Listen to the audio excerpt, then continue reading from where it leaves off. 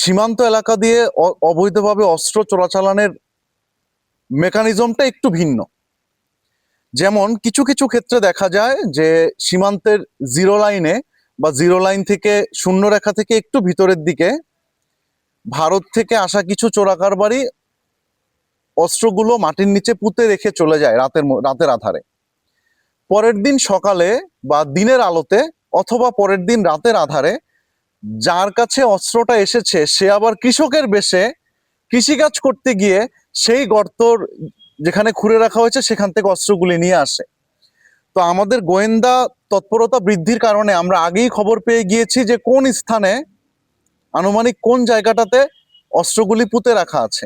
যার নেওয়ার কথা ছিল সে এসে নেওয়ার আগেই আমাদের অভিযান পরিচালনা করে সার্চ করার মাধ্যমে আমরা অস্ত্রগুলো উদ্ধার করতে সক্ষম হয়েছি। পরিস্থিতি নিয়ন্ত্রণ এবং আসন্ন জাতীয় সংসদ নির্বাচন উপলক্ষে যে কোনো প্রকার উদ্ভূত পরিস্থিতি মোকাবেলায় ৪৭ বর্ডার গার্ড ব্যাটালিয়ন কুষ্টিয়া কর্তৃক সীমান্তের দায়িত্বপূর্ণ এলাকায় বিশেষ টহল, অতিরিক্ত চেকপোস্ট স্থাপন এবং গোয়েন্দা নজরদারি বৃদ্ধি করা হয়েছে।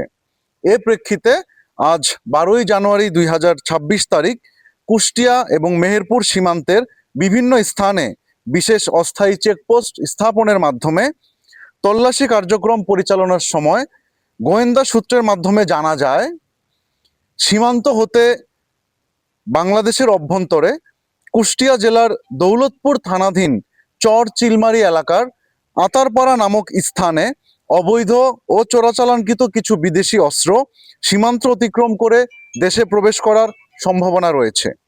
পরবর্তীতে কৌশলগত পরিকল্পনা অবলম্বন করে আতারপাড়া মাঠ নামক স্থানে অভিযান পরিচালনা করে মাটির নিচে পুঁতে থাকা অবস্থায় কালো কাগজ দিয়ে মোড়ানো ২টি বিদেশি পিস্তল, ৪টি ম্যাগাজিন এবং ৮ রাউন্ড গুলি জব্দ করা হয়। এখানে উল্লেখ্য যে ৪৭ বর্ডার গার্ড ব্যাটালিয়ন কুষ্টিয়া ১ জানুয়ারি ২০২৬ তারিখে অন্য একটি বিশেষ অভিযান পরিচালনা করে ২টি বিদেশি পিস্তল এবং ৪টি ম্যাগাজিন জব্দ করেছিল। জব্দকৃত অবৈধ অস্ত্র, ম্যাগাজিন এবং গুলি দৌলতপুর থানায় জমা করার কার্যক্রম প্রক্রিয়াধীন আছে।